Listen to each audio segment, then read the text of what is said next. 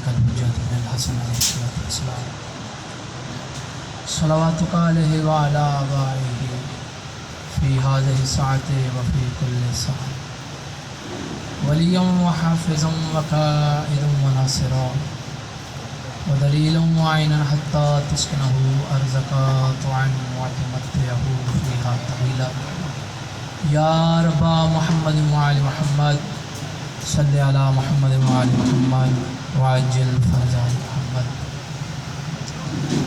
اعوذ باللہ من الشیطان الرجیم بسم اللہ الرحمن الرحیم الحمد للہ الذی نزل الفرقان علی عبدہ لیکون للعالمین نذیرا.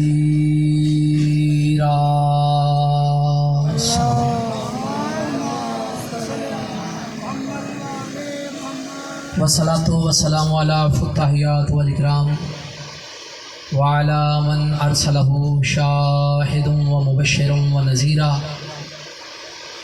وداعي الى الله باذنه والسراج منيرا. صاحب کعبہ قوسین ولی فی الدارین امام القبلتین شمس المشرقین والمغربین جد الحسن والحسین ابی القاسم محمد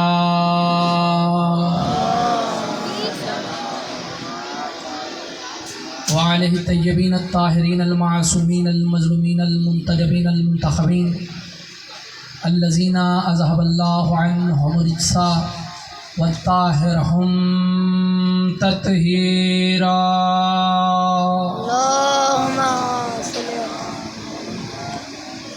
أما بعد فقد قال حق سبحانه وتعالى في كتابه المجيد وفرقانه الحميد بسم الله الرحمن الرحيم ثم اورثنا الكتاب الذين اصطفينا من عبادنا. بلند تر صلوات. اللهم صل على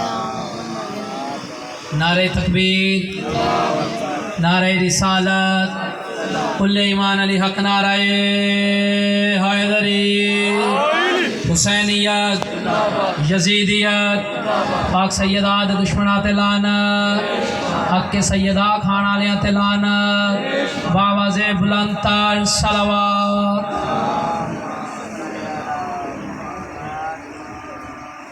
میں دیکھ رہا ہوں کہ میں نے پاک سیدہ کے دشمنوں پہ لعنت کی، لیکن کچھ بندے ہیں جو بے دہانی میں بیٹھے ہوئے ہیں. تو میں پہلے اس تبرے کی فضیلت آپ کی نظر کروں. مولا فرماتے ہیں کہ اللہ نے قرآن میں فرمایا اِنَّا أَنزَلْنَاهُ فِي لَيْلَةِ الْقَدْرِ وَمَا أَدْرَاكَ مَا لَيْلَةُ الْقَدْرِ لَيْلَةُ الْقَدْرِ خَيْرٌ مِّنْ أَلْفِ شَهْرٍ تَنَزَّلُ الْمَلَائِكَةُ وَالرُّوحُ فِيهَا بِإِذْنِ رَبِّهِمْ مِنْ كُلِّ أَمْرٍ سَلَامٌ هِيَ حَتَّى مَطْلَعِ الْفَجْرِ. مولا فرماتے ہیں لَيْلَةُ الْقَدْرِ وہ رات ہے جو سال میں ایک مرتبہ آتی ہے اور 1000 مہینوں سے افضل ہے. امام فرماتے ہیں اگر کوئی بندہ چاہتا ہے کہ وہ ہر رات لَيْلَةُ الْقَدْرِ میں گزارے تو اسے چاہیے وہ سونے سے پہلے میری دادی زہرا کے قاتلوں پہ لعنت کیا کرے. اس کی ہر رات لَيْلَةُ الْقَدْرِ کی رات. سلامت رہے آپ. اس کی ہر رات لَيْلَةُ الْقَدْرِ کی رات. تو اجازت ہے کہ میں اپنی نوکری کا آغاز کروں. آپ حضرات کے سامنے میں حقیر نے قرآن مجید فرقان حمید کی سورہ فاتر کی آیت نمبر 32 کو تلاوت کرنے کا شرف حاصل. توجہ. اللہ تبارک و تعالیٰ نے قرآن مجید میں ارشاد فرمایا ثم اورثنا الکتاب الذین اصطفینا من عبادنا. ہم نے اس کتاب کے وارث کچھ مصطفیٰ بندوں کو بنا. میرے ساتھ تھوڑا تھوڑا سا بولے تاکہ میری بات آپ تک پہنچے. ہم نے اس کتاب کے وارث کچھ مصطفیٰ بندوں کو بنایا. قرآن کی یہ آیت اپنی تشریح خود کر رہی ہے. قرآن کی اس آیت نے 3 باتوں کو واضح کر دیا. پہلی بات یہ قرآن نے کی کہ اللہ فرما رہا ہے ہم نے اس کتاب کے وارث بنائے. ہم نے وارث بنائے تو پتہ چلا وارث بنانا خدا کا کام ہے، بندوں کا کام نہیں. وارث بنانا خدا کا کام ہے، کسی بندے کا کام نہیں. بندہ وارث نہیں بناتا. تو 1400 سال سے دنیا کو یہی تو سمجھا رہے ہیں کہ ہم اللہ کے بنائے ہوئے کو مانتے ہیں. لوگ خود بنا کے اس کی اتباع کر رہے ہیں, اور جو خود بنا کے اس کی اتباع کرے وہ توحید پرست نہیں ہوتا, بت پرست ہوتا. سلامت رہے آپ, سلامت رہے یا علی کہنے. محمد علی محمد سلامت.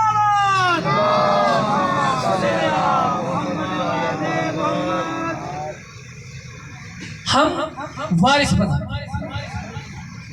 دوسری بات اس آیت نے واضح کی کہ اللہ نے کہا ہم نے وارث بنایا ہے اس کتاب کا, یعنی قرآن لوارث نہیں. تھوڑا تھوڑا میرے ساتھ بولیں, قرآن لوارث نہیں, قرآن وارث رکھتا ہے, قرآن وارث رکھتا ہے. اور تیسری بات یہ ہے کہ اللہ نے قرآن میں استفائیت کا لفظ جمع میں استعمال کر کے پوری کائنات کو بتا دیا کہ مصطفیٰ کے بعد کچھ ایسے ہیں جو مصطفیٰ جیسے.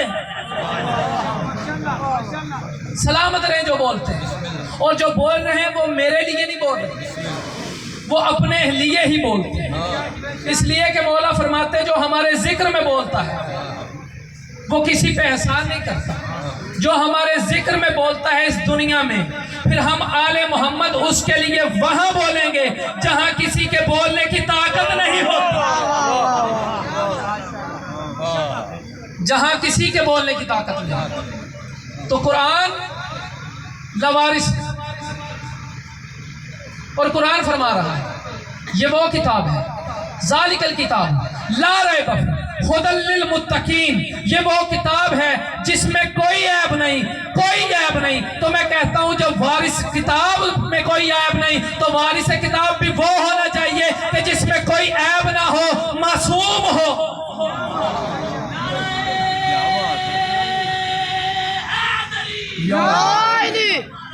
وارث کتاب بھی بے عیب ہونا چاہیے, وارث کتاب کوئی عیب اس میں نہ ہو. اور قرآن فرماتا ہے اے لوگوں بت پرستی نہ کرو, توجہ, بت پرستی نہ کرو, اس لیے کہ یہ عین نجاست ہے. توجہ میری جانو, بت پرستی نہ کرو اس لیے کہ یہ عین نجاست ہے. اور اللہ قرآن کی فضیلت کو بیان کرتے ہوئے کہتا ہے لا یمسہ الا المطہرون, کہ قرآن کو کوئی چھو نہیں سکتا سوائے ان کے جو مطہر ہیں. تو میں کہنا چاہتا ہوں کہ قرآن نے کہا بت پرستی نہ کرو, یہ عین نجاست ہے, اور قرآن کی فضیلت یہ ہے کہ اس کو کوئی چھو نہیں سکتا جب تک وہ مطہر نہ ہو جائے. تو 40 سال تک بت پوجنے والا وارث قرآن کس طرح سے. سلامت رہے, وارث قرآن بھی وہ ہو جو مطہر ہو. سلامت رہے, جو مطہر ہو, طاہر نہیں. توجہ, طاہر نہیں مطہر. طاہر اور ہوتا ہے, مطہر اور ہوتا ہے. پانی ہے مطہر, بندہ طاہر ہو سکتا ہے مطہر نہیں. مطہر اس کو کہتے ہیں جو خود بھی پاک ہو اور جس سے مل جائے اس کو بھی پاک کر دے. آل محمد کے لیے اللہ نے طاہر نہیں کہا, اللہ نے کہا اے آل محمد ہم نے آپ کو مطہر کر دیا. سلامت رہا. قرآن وارث رکھتا ہے, اور قرآن نے بتایا یہ کتاب ہدایت کرتی ہے متقین کو. یہ کتاب ہدایت کرتی ہے متقین کو. ھدی للمتقین, یہ کتاب ہدایت کرتی ہے متقین کو. اب جملہ سننا, سر اٹھانا اور دیکھنا میری طرف. قرآن کہہ رہا ہے ھدی للمتقین, یہ کتاب ہدایت کرتی ہے متقین کو, اور علی ہے امام المتقین. یا علی, علی ایمان, علی ناس کے قرآن, علی مال کے دو جہان, نعرہ حیدری, حیدری. قرآن ہدایت کرتی ہے متقین کو, اور علی ہے امام المتقین. اب جو لوگ کہتے ہیں علی کو یہاں ہونا چاہیے، یہاں نہیں ہونا چاہیے، اذان میں ہونا چاہیے، نماز میں نہیں ہونا چاہتے، میں ان لوگوں کو مخاطب کر کے یہ کہنا چاہتا ہوں اگر علی تمہارے بارے میں نہیں تو علی کو چھوڑ دو، کیونکہ قرآن ہدایت کرتا ہے متقین کو اور علی ہے امام المتقین۔ علی کو چھوڑنے سے پہلا نقصان یہ ہوتا ہے کہ قرآن ہدایت نہیں کرتا۔ واہ واہ واہ ماشاء اللہ۔ سلامت رہے آپ۔ پاک سیدہ آپ پہ رحم کرے جو ذکر مظلوم میں بولتے ہیں۔ قرآن ہدایت ہے صرف متقین کو، اور اللہ درجات بلند کرے میرے استاد محترم قبلہ سید ریاض حسین شاہ رتوال، وہ کہا کرتے تھے کہ مومن کا چہرہ دیکھنا ہی عبادت۔ توجہ، مومن کا چہرہ دیکھنا عبادت، مومن سے ہاتھ ملانا بھی ثواب، مومن کا چہرہ دیکھنا عبادت، ہاتھ ملانا ثواب، گلے ملنا بھی ثواب۔ وہی مومن کچھ دیر بعد اللہ نہ کرے مر جائے، اب اس کو ہاتھ لگاؤ اور نماز پڑھو تو نماز باطل۔ توجہ، فقہی مسئلہ آپ کے سامنے پیش کرتا ہوں۔ اگر وہی مومن جس کو دیکھنا ثواب، جس کے ساتھ ہاتھ ملانا ثواب، وہ مر جائے تو اس کو اب ہاتھ لگاؤ تو غسل مس میت واجب ہو جاتا ہے، اس لیے کہ اس میں روح نہیں ہے، اس میں روح نہیں ہے۔ جس مومن کا چہرہ دیکھنا عبادت، مرنے کے بعد اس کو ہاتھ لگاؤ تو غسل مس میت واجب ہو جاتا ہے، وہ مومن بھی نجس، ہاتھ لگانے والا بھی نجس ہو جاتا ہے۔ تو میں یہ کہنا چاہتا ہوں پیغمبر اسلام نے فرمایا یا علی تو ہے عبادتوں کی روح، اگر تیرے بغیر کوئی عبادت کرے تو اس کی عبادت حرام ہے، اس کی نماز بھی نجس ہے، اس کا روزہ بھی نجس ہے۔ واہ واہ واہ واہ ماشاء اللہ یا علی۔ حب علی نہ ہو تو عبادت فضول ہے، اس لیے کہ قرآن ہدایت دے رہا ہے۔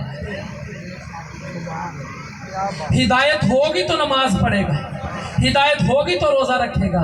جب علی کی دشمنی آ جائے، قرآن ہدایت ہی نہیں کرے گا تو نماز کس طرح سے؟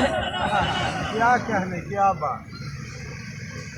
قرآن قبلہ تلہڑا صاحب پڑھ رہے تھے کہ قرآن بزرگوں کو ختم کرنے نہیں آیا، کہ بیمار ہوا اس کے سرحانے یاسین پڑھی تو وہ فوت ہو گیا، بزرگوں کو ختم کرنے نہیں آیا، قرآن آیا ہے ہدایت کے لیے، اور ہدایت اس وقت ہوگی جب وارثان قرآن سے پوچھا جائے گا۔ قرآن اس وقت ہدایت کرے گا جب وارثان قرآن سے پوچھا جائے گا۔ اگر وارث قرآن سے نہ پوچھا جائے تو پھر ہر بندہ ہی کہے کہ قرآن میرے لیے کافی ہے، تو پھر تو ہر بندہ کہے گا کہ قرآن میرے لیے کافی ہے۔ تو میں کہتا ہوں عزیزان محترم، قرآن کو سمجھنے کے لیے، قرآن کو پڑھنے کے لیے وارثان قرآن سے سمجھنا لازمی ہے۔ بسم اللہ کی آیت پوچھنی ہے تو نقطہ با بسم اللہ سے پوچھو، وہ سورہ الحمد پوچھنی ہے تو صاحب لواء الحمد سے پوچھو، سورہ والناس پوچھنی ہے تو شامل انما یرید اللہ سے پوچھو، آدم کی آیت پوچھنی ہے تو آدم کی توبہ قبول کروانے والے سے پوچھو، نوح کی آیت پوچھنی ہے تو کشتی کو پار لگانے والے سے پوچھو، موسیٰ کی آیت پوچھنی ہے تو گفتگو کرنے والے سے پوچھو، عیسیٰ کی آیت پوچھنی ہے تو مردے زندہ کرنے والے سے پوچھو، اگر یوسف کی آیت پوچھنی ہے تو کنویں سے بچانے والے سے پوچھو، ابراہیم کی آیت پوچھنی ہے تو آگ سے بچانے والے سے پوچھو، اسماعیل کی آیت پوچھنی ہے تو چھری سے بچانے والے سے پوچھو۔ قرآن کتاب اللہ ہے، حد اللہ سے پوچھو، قرآن کتاب اللہ ہے، ید اللہ سے پوچھو، قرآن کتاب اللہ ہے، وجہ اللہ سے پوچھو، قرآن کتاب اللہ ہے، عین اللہ سے پوچھو، قرآن کتاب اللہ ہے، اذن اللہ سے پوچھو، قرآن ہدایت ہے تو حضرت روا سے پوچھو، قرآن ہدایت ہے ہادیان قرآن سے پوچھو، قرآن ہدایت ہے ہادیان قرآن سے پوچھو، قرآن ہدایت ہے تو حاجت روا سے پوچھو، اور اگر مشکل ہے تو مشکل کشا سے پوچھو۔ سلام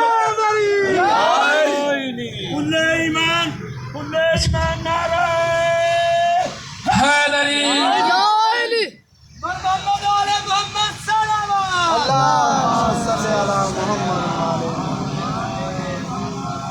قرآن سمجھنا ہے تو وارث قرآن سے پوچھو، تو سب سے پہلا وارث ہے میرا رسول قرآن کا. میرے ساتھ بولتے جائیں تاکہ مجھے پتہ چلے میری بات آپ تک پہنچتی ہے. کیا کہنے کیا پہلا وارث ہے قرآن کا وہ رسول کہ جس کے قلب پہ نازل ہوا. کیا بات ہے, کیا کہنے کیا بات. قرآن کا وارث مکے کی گلی میں توحید کا پرچار کرنا. وارث قرآن پیغمبر اسلام صلی اللہ علیہ وآلہ وسلم نے مکے میں لوگوں کو اکٹھا کیا. اکٹھا کرنے کے بعد پیغمبر اسلام نے کہا اے مکے والوں تم میرے بارے میں کیا گمان رکھتے ہو؟ توجہ, تم میرے بارے میں کیا گمان رکھتے ہو؟ تم کافروں نے کہا, مسلمان تو ابھی ہے ہی کوئی نہیں, کافروں نے کہا کہ پوری کائنات میں آپ سے بڑا سچا بھی کوئی نہیں, آپ سے بڑا ایماندار بھی کوئی نہیں. پیغمبر اسلام کی صداقت کی گواہی کافر دے رہے ہیں کہ آپ سے بڑا سچا بھی کوئی نہیں, آپ سے بڑا ایماندار بھی کوئی نہیں. پیغمبر اسلام نے کہا اگر میں کہوں کہ اس پہاڑی کے پیچھے ایک لشکر ہے اور وہ تم پر حملہ کر دے گا تو پھر تم میرے بارے میں کیا سوچو گے؟ جیسے ہی بندے تھے پیغمبر اسلام نے کہا کہ میں اگر کہوں کہ پہاڑی کے پیچھے ایک لشکر ہے اور وہ تم پر حملہ کرے گا تو میرے بارے میں کیا گمان کرو گے؟ تو اس بندے نے کہا اے محمد ابن عبداللہ اگر آپ نے کہا تو میں مان لوں گا کہ پہاڑی کے پیچھے لشکر ہے اور وہ حملہ کرے گا, اس لیے کہ آپ نے کبھی جھوٹ نہیں کہا. سبحان اللہ. آج بارہ چودہ نعرہ حیدری. جیو اس لیے کہ آپ نے کبھی بھی جھوٹ نہیں کہا. پیغمبر اسلام نے کہا اچھا میرے اوپر اتنا ایمان رکھتے ہو, اتنا یقین رکھتے ہو, اگر میں خود کہوں کہ اس پہاڑی کے پیچھے جا کے دیکھو اور آپ جا کے دیکھیں اور تمہیں کوئی لشکر نظر نہ آئے, یعنی کوئی لشکر نہ ہو, تو پھر تم میرے بارے میں کیا گمان کرو؟ میرا خیال ہے کہ آپ کو سمجھ نہیں آ رہا. ماشاءاللہ ماشاءاللہ. مالک آپ ہے. پیغمبر اسلام نے کہا اگر آپ جاؤ اور دیکھو کہ کوئی لشکر نہیں تو تم میرے بارے میں کیا گمان کرو گے؟ وہ بندہ اٹھا, اس نے کہا اے محمد ابن عبداللہ اگر میں پہاڑی کے پیچھے جاؤں اور اپنی آنکھوں سے دیکھوں کہ وہاں پہ کوئی لشکر نہیں تو میں یہ سمجھوں گا کہ میری آنکھوں نے دیکھنا چھوڑ دیا, آپ نے جھوٹ نہیں کہا. ماشاءاللہ. اگر میں دیکھوں, مولا آپ کو سلامت رکھے, اگر میں دیکھوں کہ پہاڑی کے پیچھے کوئی لشکر نہیں تو میں یہ سمجھوں گا کہ میری آنکھوں نے دیکھنا چھوڑ دیا, آپ نے جھوٹ نہیں.